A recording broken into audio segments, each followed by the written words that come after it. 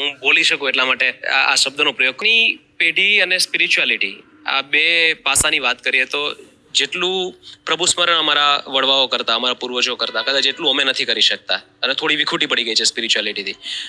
અને એટલા માટે અત્યારે બધી ભૌતિક સુખ સામગ્રી હોવા છતાં મેન્ટલ સ્ટ્રેસ છે, માનસિક શાંતિ નથી, રાઈટ? અને એનો જવાબ સ્પિરિચ્યુઆલિટીમાં જ છે.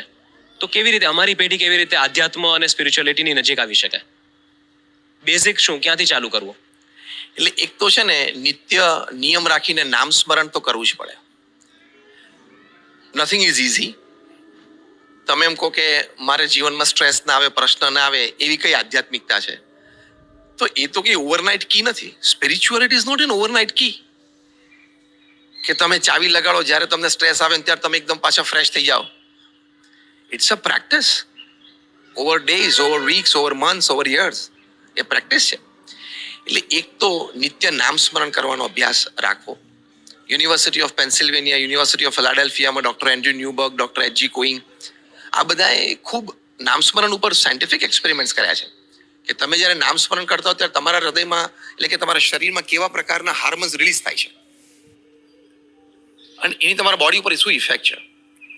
તો બાય સાયકોન્યુરો સોફ્ટવેર્સ, આ doctor Andrew Newberg, doctor H G. કોઈંગ, એ બધાએ કહ્યું કે જ્યારે તમે નામસ્મરણ કરો છો ત્યારે એનો એડવાન્ટેજમાં તમારો મેમરી પાવર વધે છે, તમારો વિલ પાવર વધે છે, તમારો કોન્ફિડન્સ લેવલ વધે છે, તમારી બફર કેપેસિટી, એટલે કે capacity two absorb shocks of life, જીવનના દુઃખ સહન કરવાની શક્તિ વધે છે, અને તમારી ઇમ્યુન સિસ્ટમ ની સ્ટ્રેન્થ, એટલે તમારી રોગ પ્રતિકારક શક્તિ વધે છે.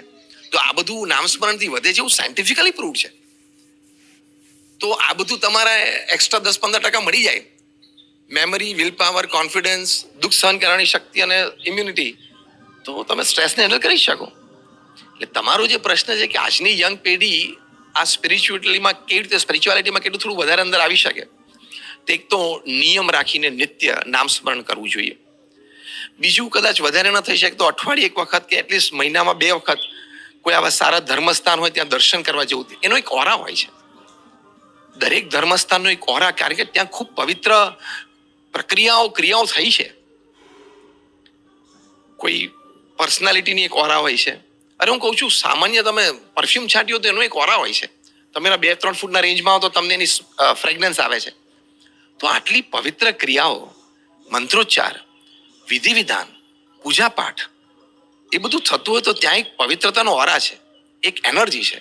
એ તમે અઠવાડિયે એક વખત મિનિમમ કે મહિનામાં 2 વખત પણ જાઓ તો યુ ગેટ દેટ એનર્જી. એટલે ઇન શોર્ટ આવું બધું થોડોક પ્રયત્ન